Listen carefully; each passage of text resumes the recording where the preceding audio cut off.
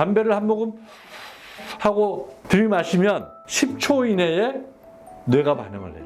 즉 담배를 피우는 이유는 평안함을 갖기 위해서 피우는데, 담배를 하고 들여 마시면 10초가 지나면 편안해진다니까. 즉 그렇게 빨리 폐포를 지나서, 폐를 지나서 혈액을 통해서 뇌까지 도달되는데 10초면 돼. 10초. 네, 교수님, 타르하면은 그냥 보통 까만 찌꺼기 정도로 생각하는데요. 사실은 그 안에 온갖 유해 물질이 섞여 있다고 들었거든요. 타르가 인체에 어떤 식으로 피해를 주는지, 그리고 왜 허용 기준을 두는지도 설명해 주시겠어요? 요 그림에서 보는 것처럼 이게 타르예요. 담배가 연소할 때 발생되는 화학물질 혼합체를 우리가 타르라고 이야기하는데, 여기에 20여 종 이상의 A급 발암성 물질들이 포함되어 있습니다. 담배 한 개피 중 타르의 함량은 2 내지 3.2mg 정도 들어있는데, 이걸 1년 동안 하루에 한갑 피운다, 이런 기준을 가지고 보면 여러분들이 사용하는 컵 하나 이상의 아스팔트에 있는 콜타르 한 덩어리를 먹는 거하고 같은 거예요. 그걸 아주 잘게 썰어서 하루에 조금씩 먹는 거예요. 그러니까 굉장히 많은 양이죠. 그러니 그 위험성은 구체적으로 열거하지 않더라도 충분히 납득할 수 있겠죠. 인체에 미치는 영향은 기본적으로 폐에 있는 세포, 호흡기에 있는 세포들을 손상시키고 변성을 유도해서 염증이나 천식, 폐암을 일으킵니다. 교수님, 일산화탄소는 무색무취라고 위험성을 잘 못 느끼는데요. 흡연 시에 우리 몸속에서 어떤 일이 벌어지는지, 또 장기적으로 어떤 영향을 미치는지 궁금합니다. 담배 한 개피 중에 들어있는 일산화탄소, 즉 담배 연기 중에 들어있는 걸 보면 약 2 내지 6%가 일산화탄소예요. 일산화탄소는 바로 우리 흡입하는 순간 혈액으로 들어가는데, 일산화탄소는 산소보다 헤모글로빈과 결합하는 결합 능력이 100배쯤 더 강해. 100배 이상 강합니다. 숨을 들여 마신다는 건 산소를, 그러니까 헤모글로빈에 산소를 포화시켜서 그 헤모글로빈이 각 세포로 가서 산소를 공급해야 되는데, 거기 누가 대신 붙어버린 거예요? 일산화탄소가 붙어버린 거예요. 일산화탄소가 붙었으니까 헤모글로빈이 산소를 공급하지 못하고 일산화탄소를 공급해버리는 거예요. 각 세포의 산소 공급량이 떨어지는 거죠. 산소를 정상적으로 공급할 수 없게 되는 겁니다. 그게 반복되면, 그리고 지속되면 그로 인한 각 기관들의 피해가 커지겠죠. 특히 누가 민감하느냐? 태아. 처음 세포를 분화해서 발달시켜 가야 되는 태아에 대한 영향은 매우 치명적일 수 있다. 그래서 산모가 담배를 피운다는 건 끔찍한 일입니다. 그런데 산모가 담배 연기를 흡입할 수 있는 환경에 노출되는 것 역시 담배를 피우는 것만큼 끔찍한 일입니다. 그 산모는 절대적으로 담배 연기와 노출되지 않는 환경에서 숨을 쉬어야 돼요. 니코틴은 단순히 중독성이 있다로 끝나는 게 아니라 우리 뇌와 몸에 아주 빠르고 깊게 영향을 준다고 하던데요. 어떻게 그렇게 신속하게 작용하는지 궁금합니다.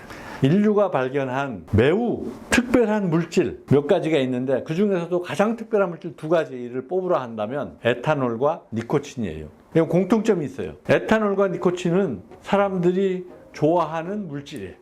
에탄올은 우리가 술에 들어있는 주성분이죠. 사람들이 좋아하잖아요. 니코틴도 사람들이 좋아해요. 물리화학적으로 보면 에탄올도 물에도 잘 녹고 기름에도 잘 녹아요. 그래서 우리가 술에 술 탄 듯 물에 물 탄 듯 그렇게 이야기하는데, 우리 몸은, 우리 생체는 2가지 환경, 크게 보면 2가지 환경이에요. 물 환경과 기름 환경, 지질 환경이에요.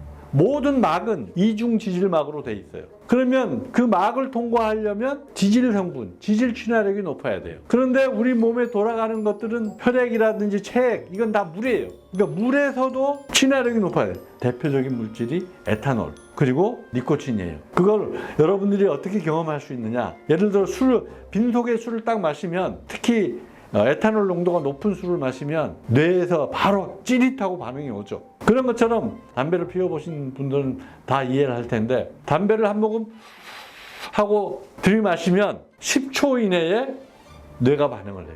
즉 담배를 피우는 이유는 평안함을 갖기 위해서 피우는데, 담배를 하고 들여 마시면 10초가 지나면 편안해진다니까.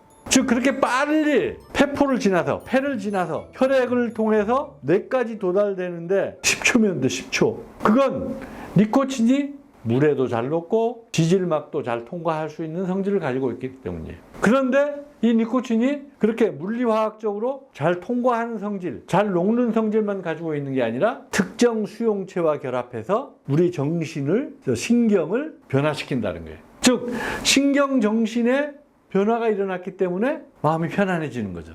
니코틴 수용체에 결합해서, 뇌에 있는 니코틴 수용체에 결합해서. 그러니까 아주 독특한 물질이라는 거예요. 니코틴을 우리가 흡입해서 혈액내로 들어가면 이게 어디를 거치냐면 간을 거쳐요. 간에 가서 대사가 일어나는데 이 니코틴이 대사돼서 코티닌이 됩니다. 이 코티닌이 결국 오랫동안 머물러 있게 되는데, 니코틴에 얼마나 많이 노출됐느냐를 우리가 분석할 때 니코틴으로 보기보다는 코티닌으로 보는 게 훨씬 더 정확합니다. 이 코티닌의 농도를 측정해 보면 니코틴을 우리가 얼마나 많이 흡수했는지 알 수 있습니다. 자, 그래서 우리가 니코틴을 여러 가지 방식으로 체내로 들어오게 할 수 있는데, 이렇게 흡연, 관련형 담배를 피워서 담배 속에 있던 니코틴을 우리 몸 속에 들어오게 할 수도 있고, 니코틴 껌이라고 하는 게 있죠. 니코틴 껌을 씹으면 니코틴이 또 체내로 흡수가 됩니다. 이게 먹는 거하고 똑같은 거예요.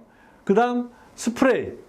뿌리면 피 속으로 들어올 수 있어요. 스프레이를 뿌려도 점막을 통과해서 혈액내로 들어올 수 있고요. 피부에 니코틴 패치를 붙여놓으면 그 패치에 있던 니코틴이 녹아가지고 피부층을 뚫고서 혈액내로 들어올 수 있습니다. 그래서 그걸 시간이 지남에 따라 패치를 붙였을 때, 스프레이 했을 때, 껌을 씹었을 때, 담배를 흡연했을 때 혈중 니코틴 양을 측정해 봤더니 여기 보세요. 껌이나 흡연이나 큰 차이가 없어요. 단지 흡연은 빠른 시간 내에 높은 혈중 농도에 도달되기 때문에 강한 니코틴 반응을 유도할 수 있어요. 근데 껌을 2개 씹어버리면 이보다 훨씬 높아지겠죠. 그리고 스프레이, 패치, 이건 천천히 흡수되는 거예요. 그렇지만 일정 농도의 혈중 농도를 유지하는 거죠. 그러니까 패치를 붙이든지 스프레이를 하든지 껌을 씹으면 필요로 하는 양만큼의 니코틴이 우리 혈액 내에 분포할 수 있고, 즉 혈액 내에 분포한다는 얘기는 그런 필요한 양만큼 뇌로 가서 니코틴 중독이 돼 있는 사람들이 뇌에 작용할 수가 있는 거죠. 꼭 담배를 피우지 않아도 껌을 씹는다든지 패치를 붙인다든지 스프레이를 하면 일정량의 니코틴이 뇌로 가서 작용을 할 수 있다는 얘기예요.